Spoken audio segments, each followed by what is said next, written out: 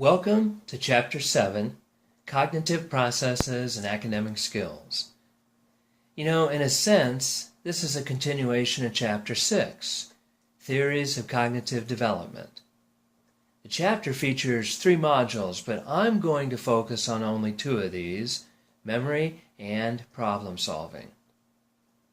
Module 1, Memory. We learned earlier that a fetus can remember events that occurred 1 or 2 months before they're born.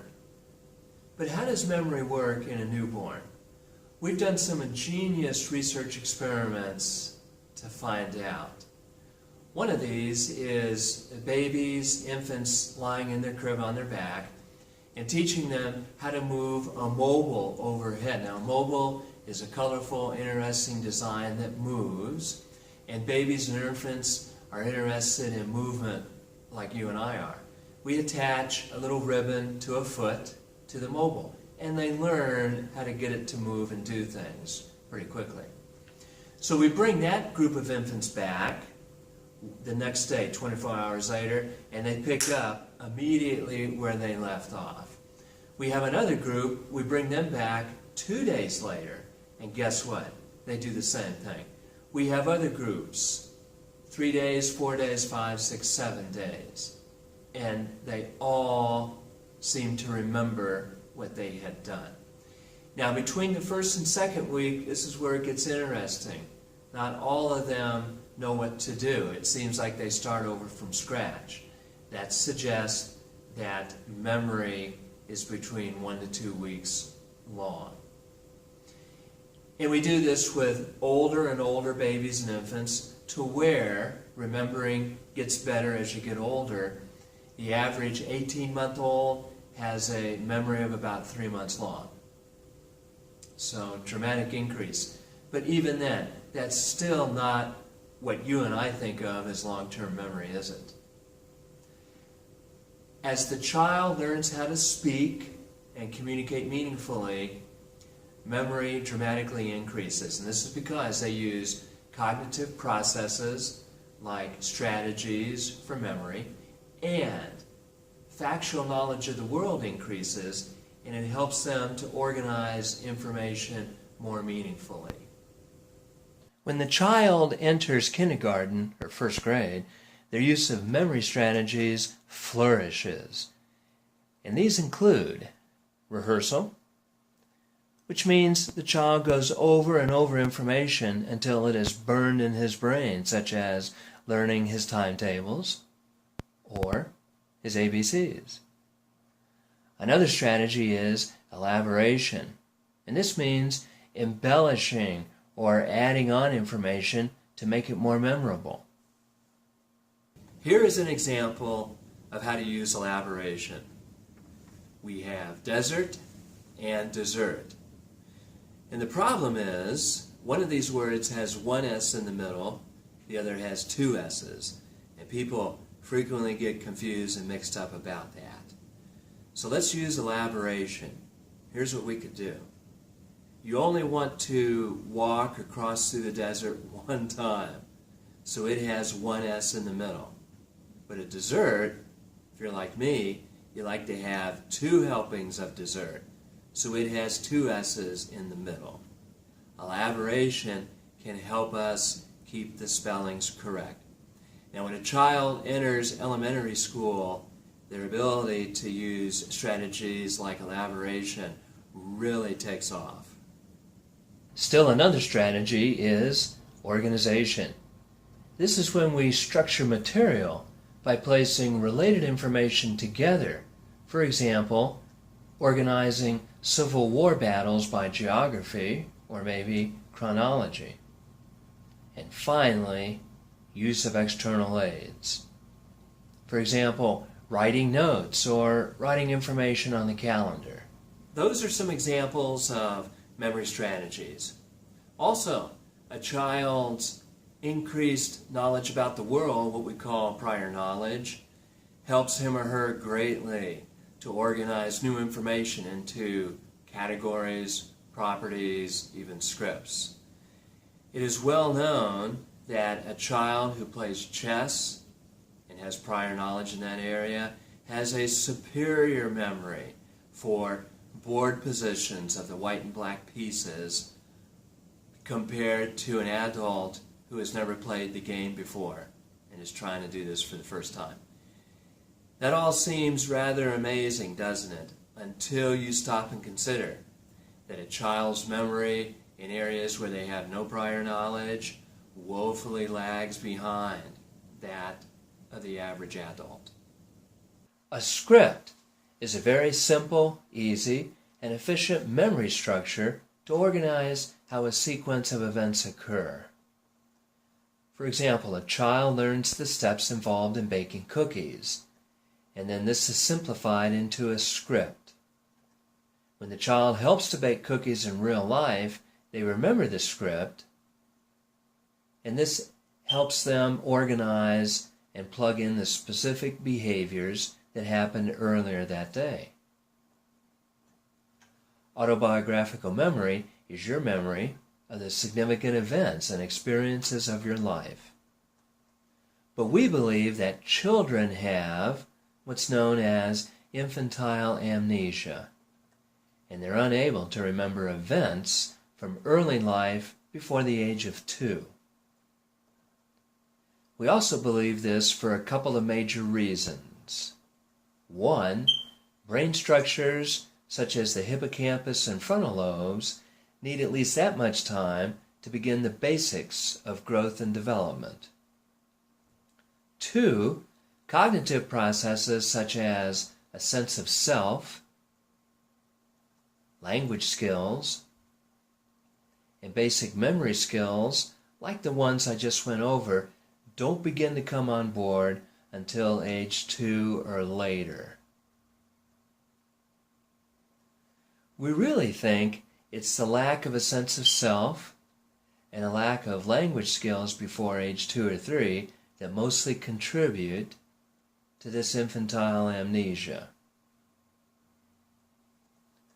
But autobiographical memory at age 2 or 3 is still shaky and subject to influence by adults.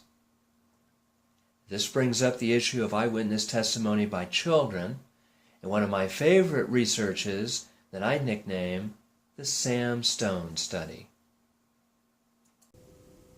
This is how the experiment went. In daycare, a teacher tells her 3 and 4-year-olds, "Children, my friend Sam Stone is going to come visit our class." And the teacher tells this to the children 3 times over the course of 2 weeks. And the teacher also adds, "My friend Sam is a nice man, but he's a clumsy man."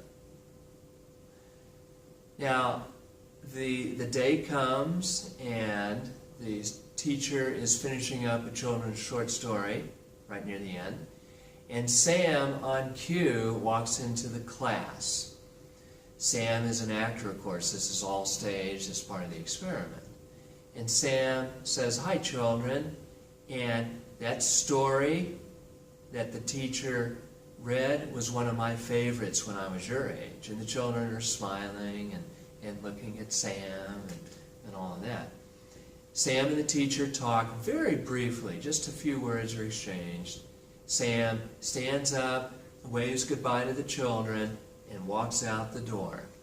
And that's it. Nothing remarkable, nothing out of the ordinary. Well, an authority figure, I think the principal, interviews the children once a week for 4 weeks afterwards and asks a lot of questions. One of the questions was, "Do you remember Sam when he came to visit?" And the children go, "Oh yeah, I remember Sam. I remember Sam." They're interviewed individually. And the next question was, "Do you remember when Sam ripped the book? Was that an accident or was it on purpose?" 43% of the 3 and 4-year-olds reported they had seen events that never happened. We do a variation of research with older children, age 5 and 6, and they were better. They reported events more accurately.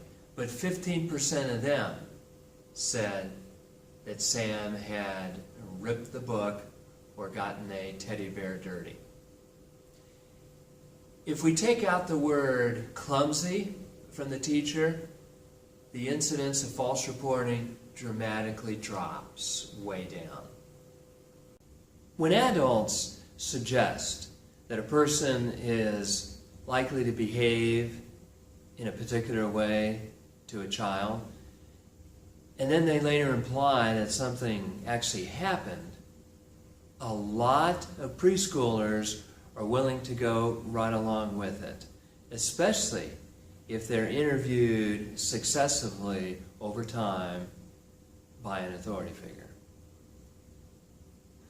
But if a 4-year-old preschooler spontaneously reports something happened, and this is very critical, and there's no evidence that adults planted a stereotype or planted suggestions in the child's mind, then that story should not automatically be dismissed. It should probably be investigated. I think you can see here there's a connection with this type of research and the emotionally complex area of how to interview children effectively when there are allegations of child abuse. Module 2, Problem Solving. As a general rule, as children get older, they solve problems more effectively. But remember, a criticism of Piaget is that he underestimated what young children can do cognitively. They sometimes solve problems really well, while older children make tons of errors.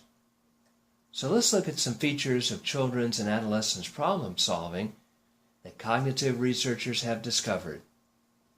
Number 1, young children sometimes fail to solve problems because they don't encode all the important information in a problem. As children's memory improves, they can also hold more information in their head. And I think one of the best illustrations of this is Piaget's conservation experiments with the Kool-Aid. The child thinks there's more Kool-Aid in the taller, narrower glass and does not take into consideration the shorter glass is wider. They both have the same amount. But when they get older and memory improves, he or she can juggle that second piece of information and come to the correct conclusion. 2, young children sometimes fail to solve problems because they don't plan ahead. Young children often react rather than reflect. Stated another way, they may forge ahead instead of slowing down to figure it out.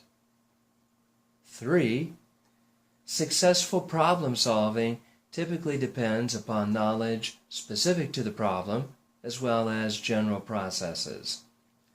This has been a main theme of our chapter so far, and one that I've highlighted earlier.